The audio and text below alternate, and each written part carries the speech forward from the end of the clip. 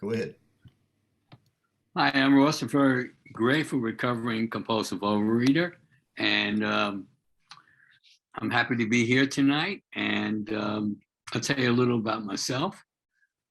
I am in a fellowship in early September. It marked 41 years. That was September 2nd, 1980.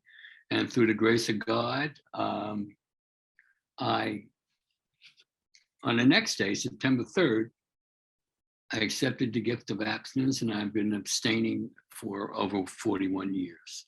I also am at the beginning of the year, it marked 41 years of maintaining approximately an 80-pound weight loss. So what took me to where I am today, right now? Well, prior to coming into program, 14 years of dieting. I was 17 when I began to diet. And what happened back then is you saw diet doctors. And even though I was only 17 years old, my mother took me to a diet doctor. And what diet doctors did back then was prescribe diet pills, which were amphetamines. And, being the compulsive personality that I am, I looked at it like, I have a lot of there is a God stories, and I have many of them. And I think this was the earliest one because I became deathly sick, not deathly sick, but I was ill from the amphetamines. Plus, I had some sun poisoning, and the doctor immediately took me off the diet pills, which was a good thing because I would have probably started abusing them just at that time, and I didn't. But that began the first structured diet that I ever was on. And I would always say in the qualification or telling my story that my mother dragged me to a diet doctor. And it was the first year I was in the program. I was celebrating 1 year, and I invited my mother to that meeting to hear me share on my anniversary. And I'm like so grateful. I said what I just said, that she had dragged me to the diet doctor, that she didn't, when I said that she didn't jump up in the middle of the meeting, not that she would, and said, no, that wasn't the way it was. She waited till after the meeting and she said to me, now this was 14 years later. And she said to me, Russ, that wasn't the way it was. You begged me to take you to the doctor to lose weight. At 17, I was miserable. I was probably 50 or 60 pounds overweight. I had a low self-esteem. I didn't like myself too much. And that was where the belief was that everything was related to the obesity. Everything was related to the overeating. And as the years went by, it became a truth for me. If you didn't like me, it was because I was fat. If I didn't get that promotion or I didn't get that job, look at the way I look. If I didn't get that date with that woman, can you blame her? So that started, of me thinking that if I could only lose the weight, all would be well. Everything would be okay. I later on found that wasn't the truth. But I continued to try and diet. I was in a couple weigh-in pays. Whatever popular diet was, I was on. It was like I was beginning a diet or ending a diet or thinking about a diet, and it just went on and on and on. And in the beginning of what I call my dieting career, which is a career I never want to have again, I was able to string, 2-3 months. But as the years went by, and there was a progressiveness, and I didn't understand. I understand now what it was, but it progressively got worse to where I really, it was hard to just be on a diet for a few weeks And then towards the end, I was having trouble just stringing any days together. But I was always, it was always a mindset that if I could diet and I could lose the weight, all would be well. And what I found out is, well, I can tell you, when I came into my first meeting, I heard the term. I might have heard it before. I'm sure I did, but the word compulsive overeater, and I listened to what people were saying, and I related, and I said, that's me. But what I didn't want to relate to, what I couldn't even say, what it took me at least, probably 6, 7 meetings before I could say the word out loud, was disease. I do have the disease of compulsive overeating. I'm addicted to sugar. And in, I say crafting, but in coming up with my personal definition of abstinence, if you look at the, current definition of abstinence, it's not only, the compulsive eating, but it's the compulsive food behaviors. So I had to come to terms with my compulsive food behavior. And kind of was easy for me because I was a volume eater. I ate all the time. Really, there was, mealtime, really wasn't mealtime because I really ate. I was a binge eater. Like I said before, I'm addicted to sugar. So so what do? Well, you adopt a food plan. I was very fortunate, at that first meeting, there was Dignity of Choice had just hit the tables. And, I took a food plan out of that. And,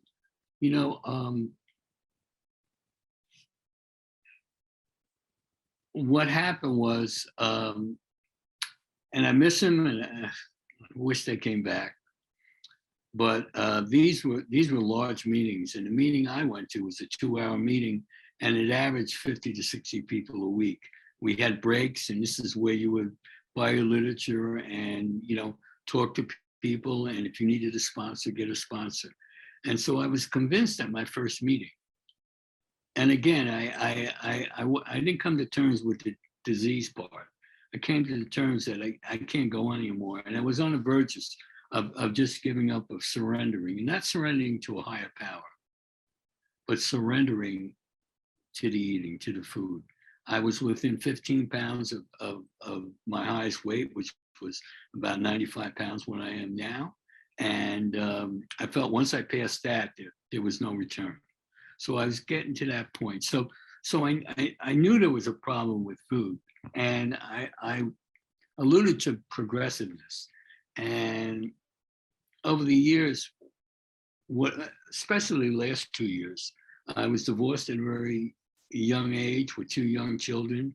And after a year of living, tried to go home for a few months, then a roommate, I got my own apartment and eating went crazy. And I was doing things with food that I never did before. And, all along I'm hating myself.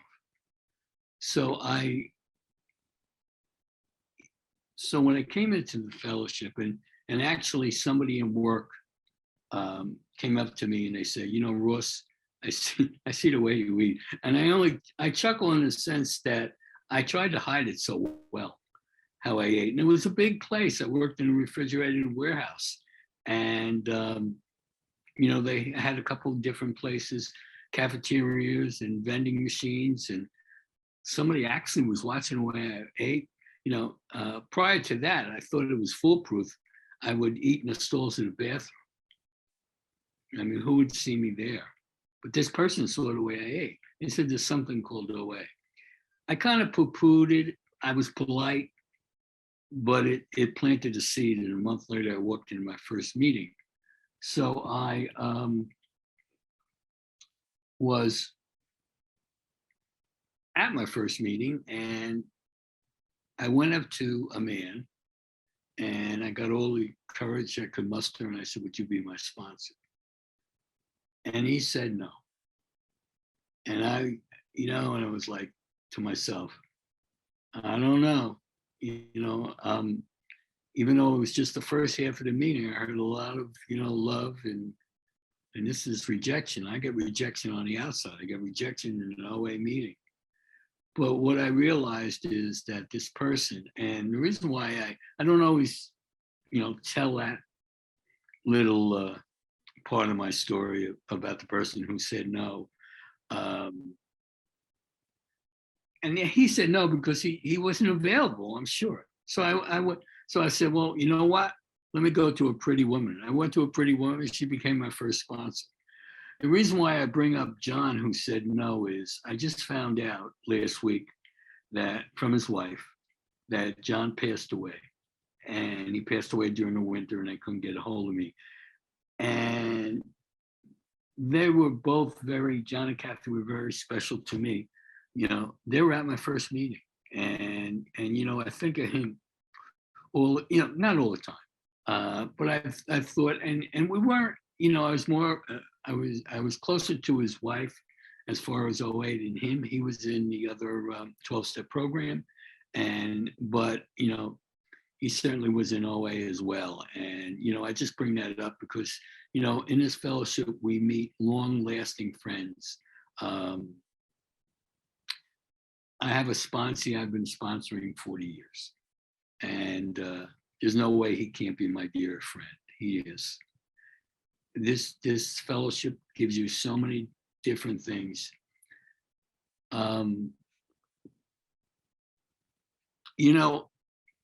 There are, we hear this, that the program, the steps, they're perfectly written, but we're imperfect. We can't do it perfectly. We do the best we can. Well, I differ slightly from that. And there's one step I need to do perfectly, 100%, no wiggle room, no doubt, not one bit. And that's the first step, admitting I am powerless over food, that my life had become unmanageable. I need to get up every day and have that core belief, because it's so true. It is very easy for me to give the power back to the food. And I can't do that.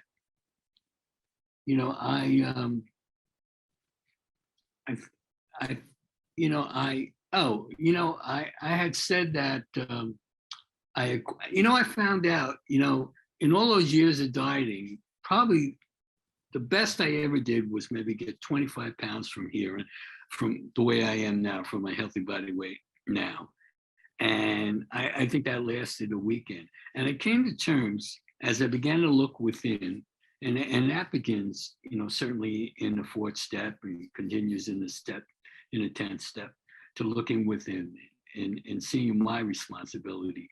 And I feel that I've always, I held on to that, surplus weight, because that was my scapegoat for everything. And what I did find out is, so being a volume eater, I ate an incredible amount of food, and I didn't count calories, but I could imagine.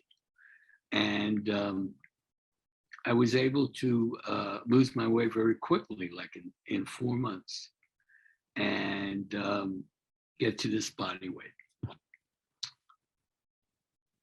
And you know what I found out? There were people who still didn't like me. There were jobs I still didn't get. There were promotions I still didn't get. And certainly there were millions of women that won't go out with me. It wasn't a weight, it was me. Change is... Do you still have 5 minutes left? Thank you, Roger. Change is essential to my program, to my recovery. I truly believe in the words, the same person will eat again.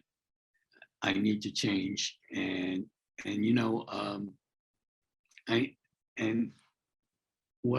I need to change is me, not them.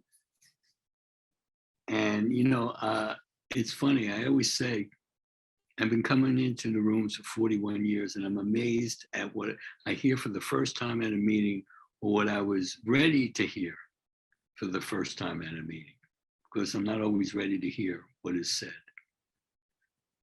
And a couple years ago, a sponsee said, like, you know, it was a 4-word prayer: bless them, change me. And I think about that all the time.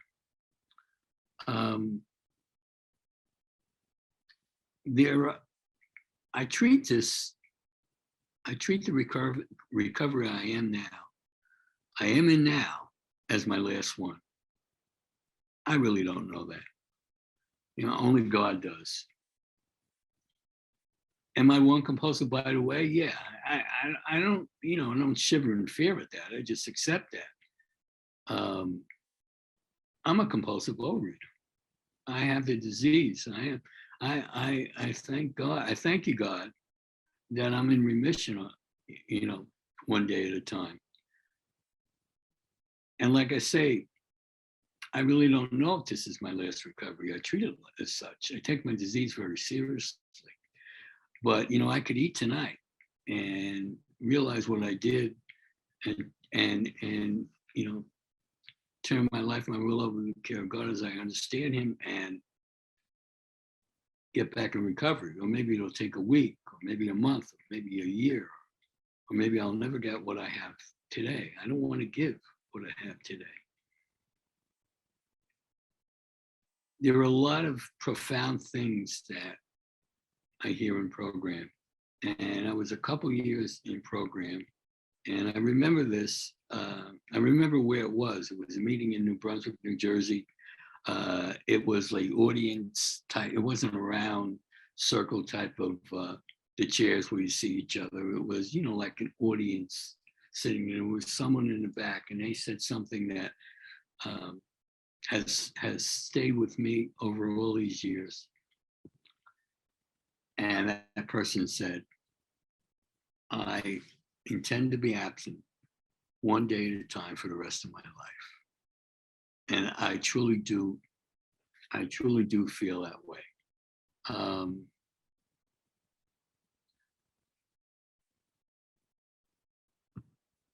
I used to, you know, I remember in the beginning, I would say, I fear that first compulsive bite. I fear it. And somebody after the meeting came up to me and they said, can't fear in this program. You have to, you know, you need faith and trust in higher power, and you can't fear. So I said, okay. I said, I have a healthy fear of the first compulsive bite. And nobody came up to me. But I was thinking about it, and I came up with a different word. I respect the power of the first compulsive bite. You know, and I always have my little analogy of a candle, a lit candle that gives you light, and doesn't give you a lot, but it'll give you heat. But if you take your hand and put it in the middle of that flame, it'll burn you or hurt you. So I realized that. I truly enjoy my food today. I think I work and live the steps more than I did when I came in. And, you know, that's amazing to me, because complacency is a very big defect with me, and as well as passive resistant behavior. So I can yes you to death and do what I want, and I could just kind of like float, and I can't. I need to be active in this program. I need to work and live the steps, and above all, I need to do service. I need to give it away, because unless I give it away, I can't keep it. And I'll conclude in saying this, that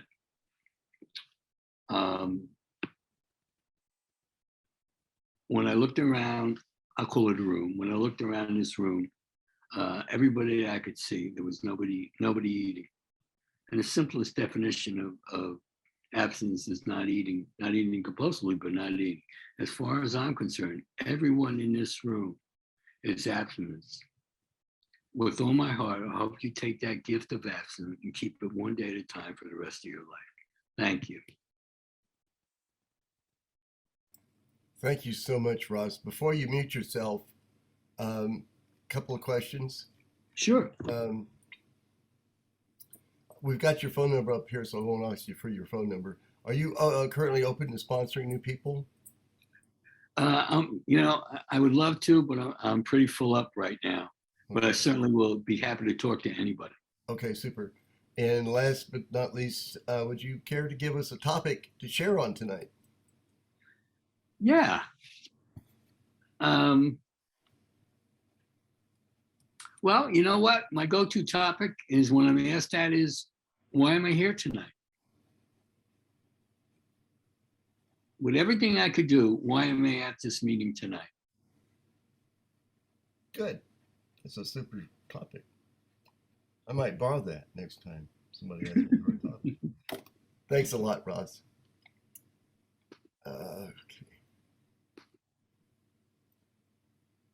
Okay, great. You can spotlight him, Fredo. Okay, let's see.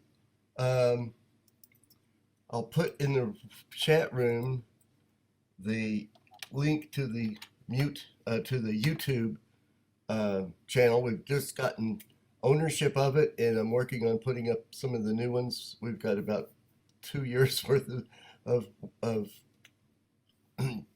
podcasts to put up there, so be patient. I can't work on it full time, but keep coming back, and you'll see some new podcasts up there. A few of them each week till we get them all caught up, and I'll keep the current ones up there also. So we're working from both ends. William, it says it's still recording. Oh, I guess I probably ought to stop that.